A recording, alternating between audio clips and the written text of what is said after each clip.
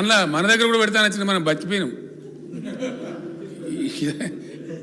మన రాని మన సార్ రాలేదు, ఇక్కడ కూడా పెడతాను మన దొరకలేదు జాగా. అయితే విషయం ఏంటంటే ఆ కంపెనీలలో మన ఇండియన్ బ్యాంకులు కూడా చాలా బ్యాంకులు పెట్టుబడులు పెట్టినాయి. ఎల్ఐసి పెట్టుబడి పెట్టింది.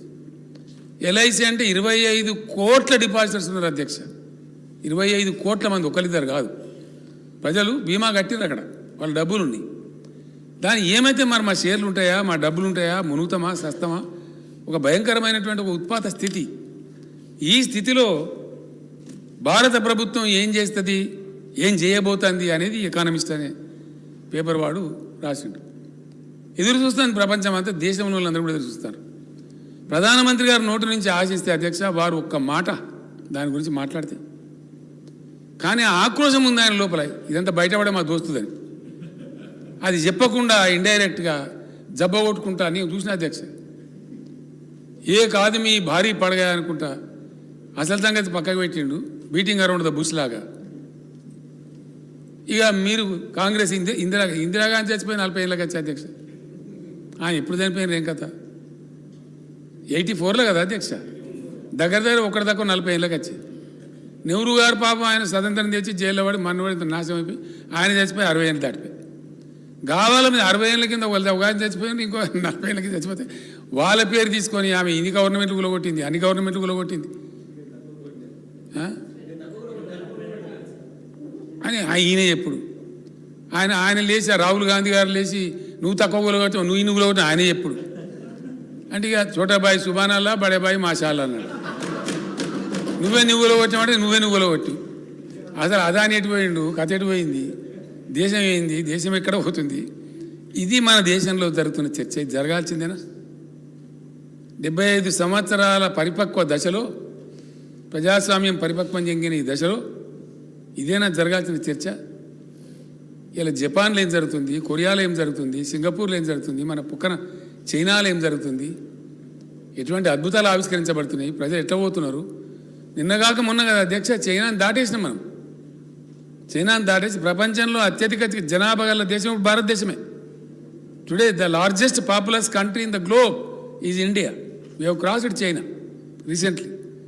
ఇంత పెద్ద జనాభాను పెట్టుకొని వాళ్ళ జీవితాలతో పరాస్కాలు ఆడుకుంటూ మనం ఈ విధంగా చాలా దారుణంగా ప్రజలను ఓడగొట్టడం అనేది ఏ పరిస్థితిలో కూడా దయచేసి కరెక్ట్ కాదు. ఇది మంచిది కాదు, భవిష్యత్తు కూడా మంచిది కాదు.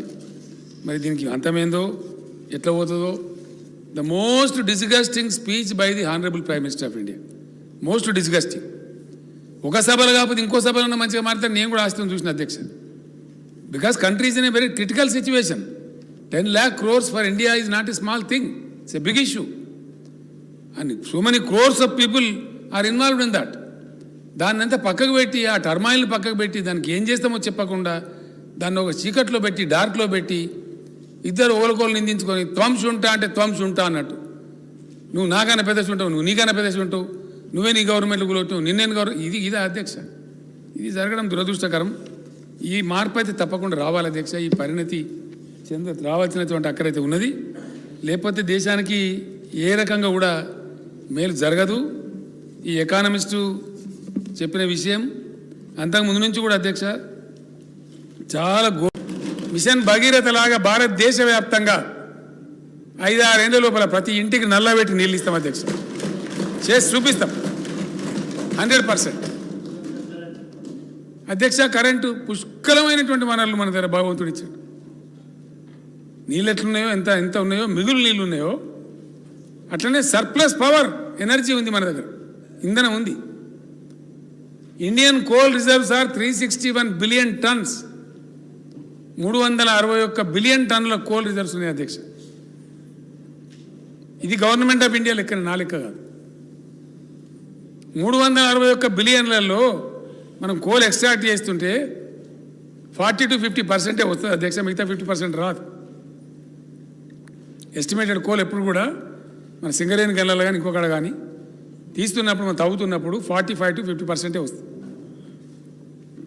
Even at the rate of 40% లెక్క పెడితే కూడా ఈ 361 బిలియన్ టన్నుల బొగ్గు భారతదేశ అవసరాలకు సరిపడే విద్యుత్తును ప్రొడ్యూస్ చేయడానికి 125 సంవత్సరాలకు సరిపోయేంత బొగ్గు ఉంది అధ్యక్ష. 125 years సరిపోయే బొగ్గు నిలువలనే ఈ దేశంలో. ఏం చేస్తున్నారు అధ్యక్ష కాంగ్రెస్ బీజేపీలు?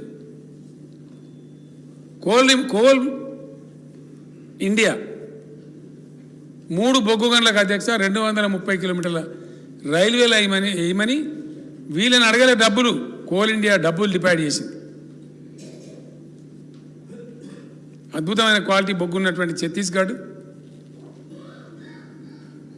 ఒరిస్సా, జార్ఖండ్ 3 రాష్ట్రాలలో ఒకసారి 50 కిలోమీటర్లు, ఒకసారి 120 కిలోమీటర్లు, ఒకసారి 80 కిలోమీటర్లు. 15 సంవత్సరాలు అయితే హరిలేసి ఇవ్వలేదు అధ్యక్ష, వేస్తలేరు. డబ్బులు కోల్ ఇండియా డిపాజిట్ చేస్తారు కూడా. కానీ అంత కాంట్రరీ ఏం చేస్తారు? 300 మిలియన్ టన్నుల బొగ్గును ఆస్ట్రేలియా నుంచి దిగుమతి చేస్తారు. ఎవరి ప్రయోజనాలు ఆశించండి? అక్కడ 300 మిలియన్ టన్స్ వస్తుంది అధ్యక్ష రైల్వే లైన్ కంప్లీట్ చేస్తే. ఉద్దేశపూర్వకంగా రైల్వే లైన్ పెండింగ్ పెట్టి వాళ్ళ వ్యాపార స్నేహితులకు సాయం చేయడానికి ఆస్ట్రేలియా నుంచి కోల్ ఇంపోర్ట్ చేసి రాష్ట్ర చెన్కోల మీద మెడ మీద కత్తి పెట్టి 3,500 3,800 టన్ను బొగ్గును 30,000 కొనండి టన్ను అని చెప్పి కత్తి పెట్టి, లేకపోతే మీకు ఫైన్లు వేస్తామని బెదిరించి వ్యవహారం చేస్తున్నది మోడీ గారి ప్రభుత్వం కాదా? ఇది ప్రజాస్వామ్యమా? ఇది రీజనబులా? నిన్నగాక మన పంజాబ్ ముఖ్యమంత్రి గారు చెప్తుండే అధ్యక్ష, ఆయనకు బెంగాల్లో బొగ్గాలాట అయితే రైల్లో తీసుకురావచ్చు చీప్ కాస్ట్లో సీదా పంజాబ్. లేదు నువ్వు షిప్లో తీసుకురా, అదాని గారికి లాభం కావాలి కాబట్టి షిప్లో తీసుకొచ్చి అదాని గారి పోర్ట్లో దించి ఆడికెళ్ళి తీసుకొని చెప్తున్నారు అధ్యక్ష. ఆర్డరే ఇచ్చిండ్రు. ఆయన మీటింగ్లో చెప్పిండు, అక్కడ ఖమ్మంలో సభలో చెప్పిండు ఆయన. ఇదే ఆయన దేశాన్ని జరిపించే పద్ధతి? ఇంకా దేశం బాగుపడుతుందా? దేశానికి కరెంట్ వస్తుందా? రాదా అధ్యక్ష? దమ్మున్న ప్రధానమంత్రి అయితే రాలేదా తెలంగాణలో? రాలేదా అధ్యక్ష? ఏముండే అధ్యక్ష తెలంగాణలో? మనం అందరం ఏడవలేదా 30-35 ఏళ్ళు? ఎప్పుడు వస్తుందో భగవంతుని కనుక, ఎప్పుడు పోతుందో భగవంతుని కనుక. మంచిగా వర్ధిల్లుతుండే ఇన్వర్టర్లు, కన్వర్టర్లు, జనరేటర్లు, స్టెబిలైజర్లు. ఆ దుకాణం మాయమైపోయినాయి ఇప్పుడు. దానిలో కూడా కోడిగుడ్డు మీద ఈకలు వీకినట్టు సిగ్గు లేకుండా మొన్నోడు అక్కడ ధర్నా చేసిండు అధ్యక్ష, మాకు 24 గంటల కరెంట్ ఇవ్వాలి. అధ్యక్ష ఎంత బాధ అనిపిస్తుంది అంటే, 5-6 ఏళ్ళ బట్టి బ్రహ్మాండంగా 24 hours పవర్ సప్లై ఇస్తున్నాం. కొంతమంది విజ్ఞత లేకుండా, ఇంగితం లేకుండా 24 గంటలు ఎత్తలేదు, నువ్వు వాడిని పండుకొని గడ మీద కూర్చొని మాట్లాడతావు. నీకు నెత్తా కత్తా? నీకు బాధ్యత ఉందా అధ్యక్ష? ద హైయెస్ట్ లోడ్ ఏమైంది అధ్యక్ష? ఒక అంచనా ఉంటుంది, ఇగో ఇంత లోడు ఈ సంవత్సరం అవసరం ఉంటుంది. నేను చెప్తూనే పోతున్నా విద్యుత్ శాఖ మంత్రి గారికి, విద్యుత్ శాఖ వాళ్ళకి చెప్తూనే పోతున్నా. విపరీతమైన ఇండస్ట్రీ పెరుగుతుంది, విపరీతమైనటువంటి ఐటీ సెక్టర్ పెరుగుతుంది, అగ్రికల్చర్ కూడా చాలా ఎక్స్పాండ్ అవుతూ ఉంది. కాబట్టి మీరు పెంచుకుంటూ పోమని చెప్తున్నాం అధ్యక్ష. మొన్న 4 days బ్యాక్ నేనే సమీక్ష చేసిన, మినిస్టర్ గారు నాకు చెప్తే నేను సమీక్ష చేసిన నేనే, ఏంది అసలు ఏం జరుగుతుందని. యాక్చువల్గా ఏం జరుగుతుంది అధ్యక్ష?